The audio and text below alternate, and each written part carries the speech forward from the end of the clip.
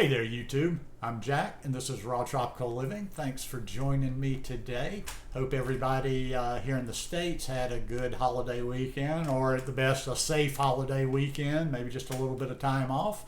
And in other parts of the world, hope you had a nice weekend and that your week is off to a good start.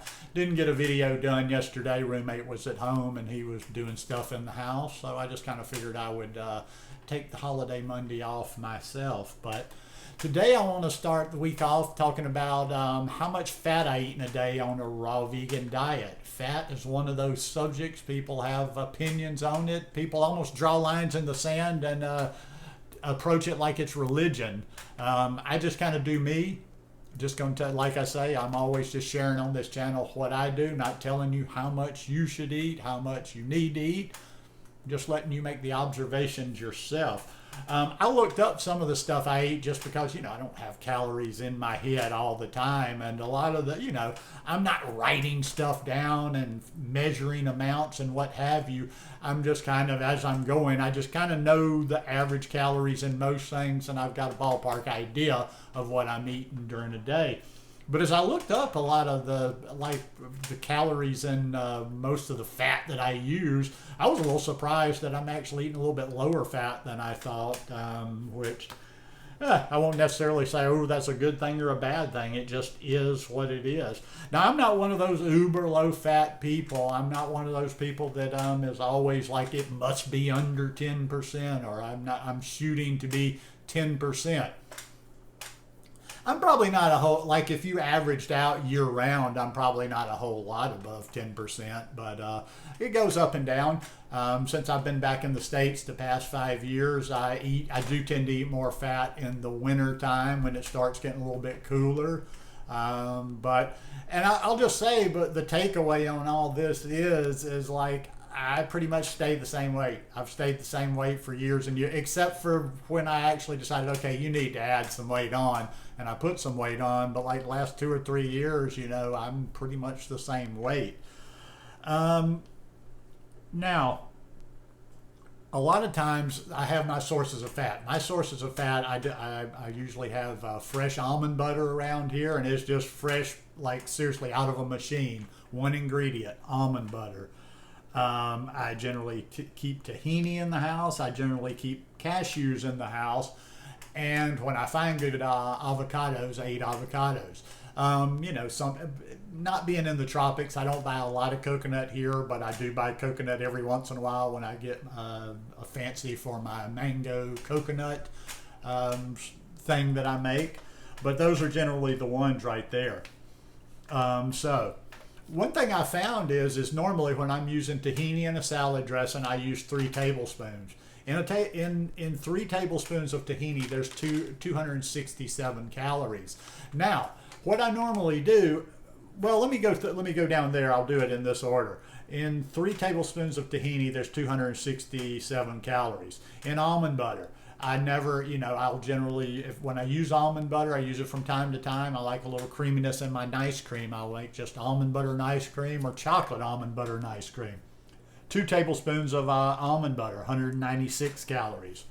I've done those soup recipes. I did a few soup recipes the last month or so, and I use about 1/3 of a cup of cashews in there. 249 calories in 1/3 of a cup of cashews. 377 calories in 1/2 cup of cashews. And then in a medium avocado, there's 250 calories. Now, these are all my primary sources of plant-based fat, of omega-6 plant-based fat, or the sources that are higher in the omega-6.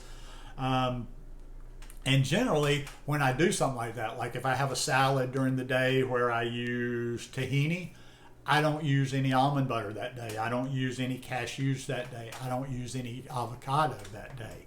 Now, I do because I try to also, too, we need these omega-3s. So I use hemp seeds for omega-3s. I use chia seeds for omega-3s. I use flax seeds for omega-3s. Now, if I have something like almond butter or tahini, earlier in the day, I will still use my hemp seeds in my my smoothies. I always like to use them in there. Or there's every once in a while I'll use 3 tablespoons of tahini and 2 tablespoons of hemp seeds in a salad dressing. But what I'm getting at is usually if I eat one of these sources like the tahini, the almond butter, the cashews, or the avocado, I'm not eating those twice a day, or I'm not eating 2 times a day. So even if I go way out there and I get half a cup of cashews with 377 calories, I shoot for getting about 3,000 calories a day. That's what I figure my body, my size, my activity level, that's what kind of keeps me going. And I feel like at 3,000 calories a day, I can get a wide enough variety to get the nutrition that I need in there too. But if you're looking, even if I have a day where I have a half cup of cashews, which I don't have half a cup of cashews very often, most of the time it is in the 3rd cup range. But even up at half a cup at 377, we're maybe in between 12 and 15% fat for the day. So no harm, no foul. So yeah, I do eat a little bit less fat than I thought. I'm going by some notes here just so I don't forget. I eat more in the winter. And I also too, jumping around a little bit here from the omega-6 back to the omega-3, there's people, and I don't know, there's debate on this, you don't convert the plant-based, you don't do this, you don't do that. There's just too much different stuff out there, just like I was talking about recently with the spinach. Those oxalates are going to get you, and this and that. I just put good nutrition into my body and kind of, let the chips fall where they are. But the omega-3 is important. So just to make sure I'm getting what I need for that brain health and other functions as well, I take an omega-3 supplement. I take a vegan omega-3 supplement. And right off the bat, I can't think of what brand I take. That's in my room. And a lot of times if I mention something, somebody will jump right on it. What brand? Can you give us a link?